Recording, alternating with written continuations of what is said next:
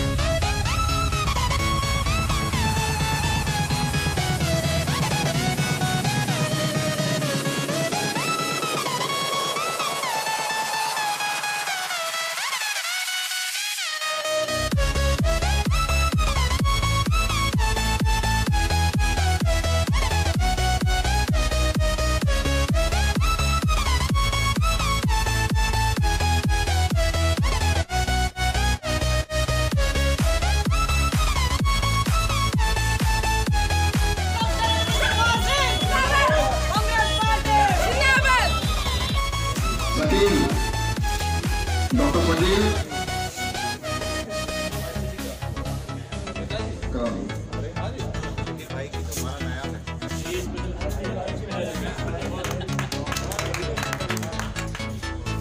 हमारे मास्टर जी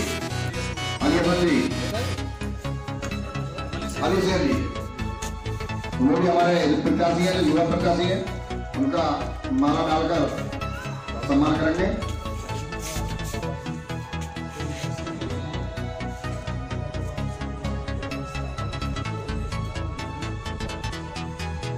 की बात हो, चाहे नोटबंदी की बात हो, अनेक ऐसे मुद्दे थे जो उन्होंने आश्वासन दिया जनता को और झूठे वादे करके वो सत्ता प्राप्त की उन लोगों ने।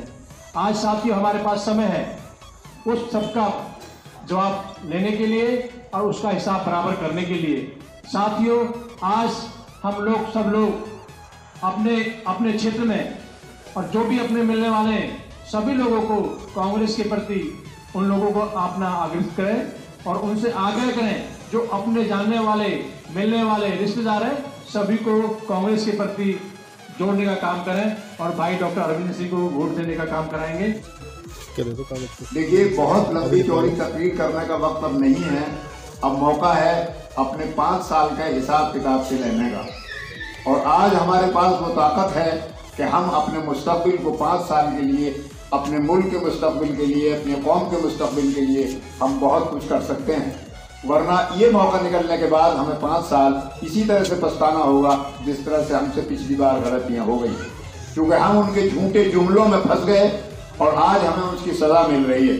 तो मेरे दोस्तों, मैं ख़ास तरीके से अपने कौम से या उम्मीद करता हूँ और उनसे ये उन्हें एहसास दिलाना चाहता हूँ कि वो अब वक्त को न चूक जाएं।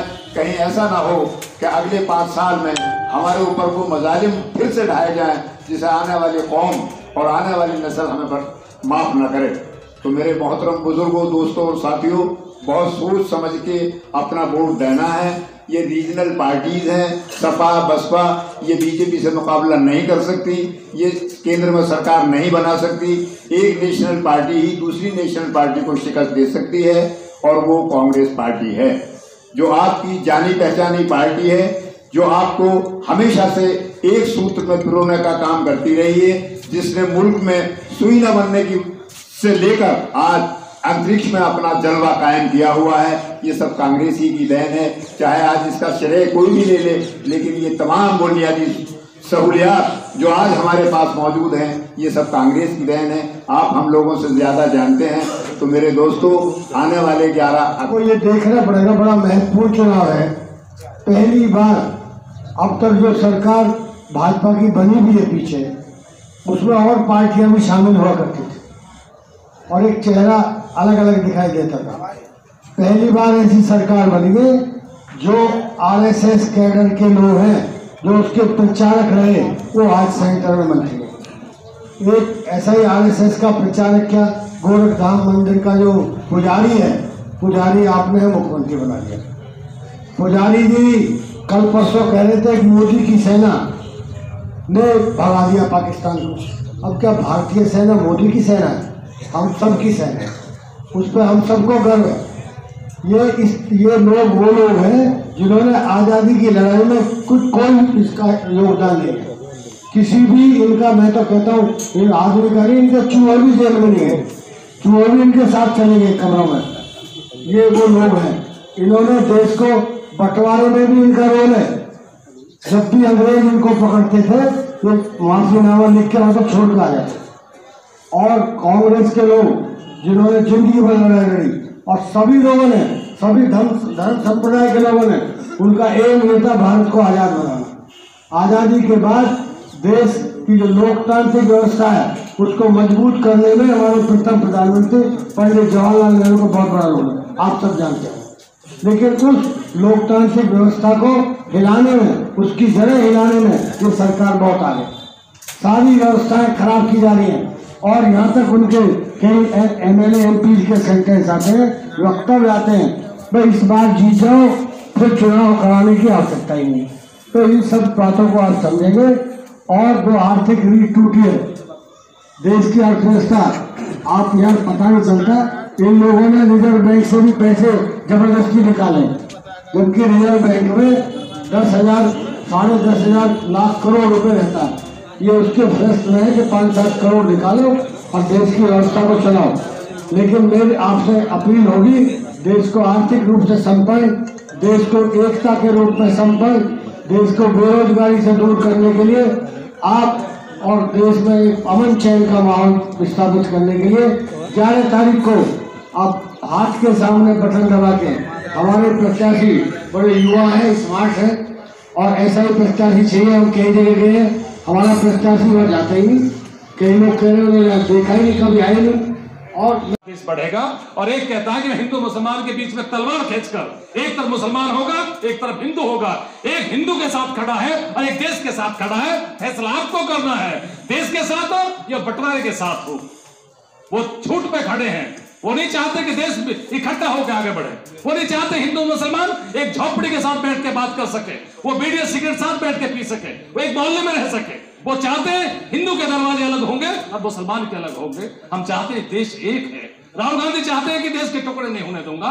वो चाहते हैं कि संविधान एक है, ये देश संविधान से चलेगा। वो चाहते हैं कि गरीब की झोपड़ी में रोशनी हो। वो चाहते हैं कि गरीब को भी 72,000 साल का देने का काम करूं। वो चाहते हैं कि भूखा ना मर जाए कोई। इसलिए हर घर में आपने देखा 82 करोड़ लोगों के लिए सोनिया गांधी जी ने रोटी का इंतजाम किया, और आज जो 35 किलो अनाज मिलता है ये सोनिया गांधी जी की देन है। जब देश डूब गया तो अब उन्होंने मदद की। ये फैसला आपको करना है। एक चाहता कि देश को लेकर चलेंगे, एक चाहता अंबानी के साथ है और एक गरीब किसान के साथ है। फैसला आप करो कि अंबानी के साथ जाने वाले लोग सही है या गरीब के झोपड़ी में रोशनी करने वाले लोग सही हैं। फैसला तो आपको करना है।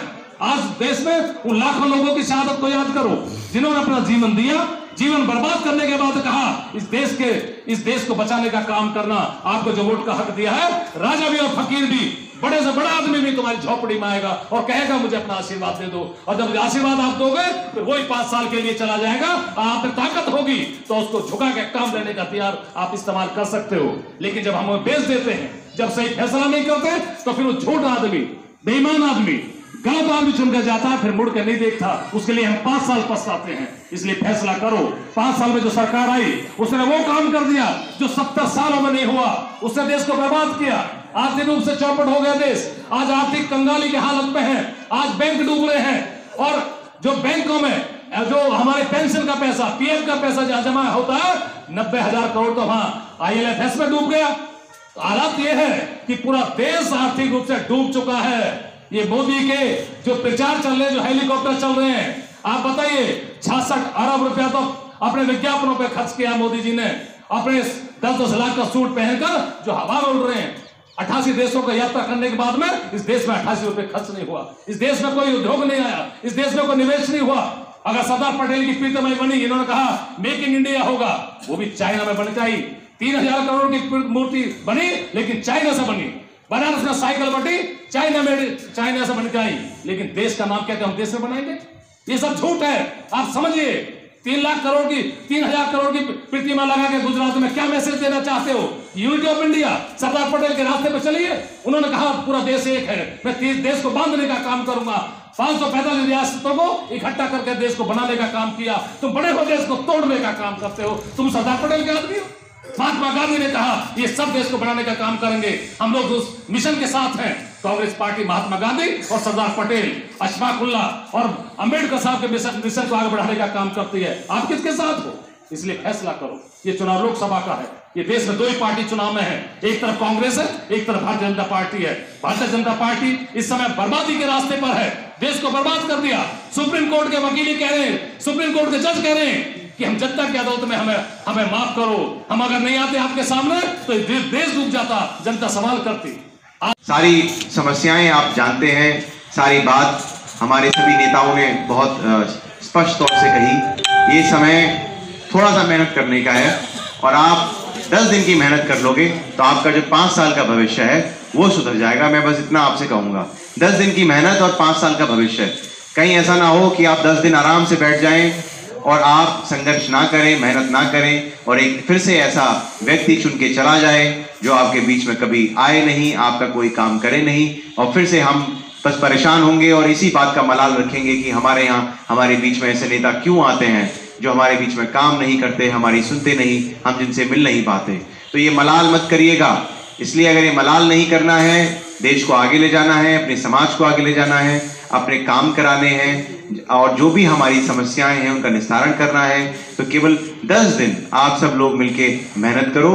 एक बार आपके आशीर्वाद से मैं आपका सांसद बन के आता हूं, मैं जीत के आता हूं। बाकी 5 साल मेरी जिम्मेदारी है, मैं किस तरीके से आपके बीच में रह के काम करूं, आपके काम आऊं, आपके साथ संघर्ष करूं।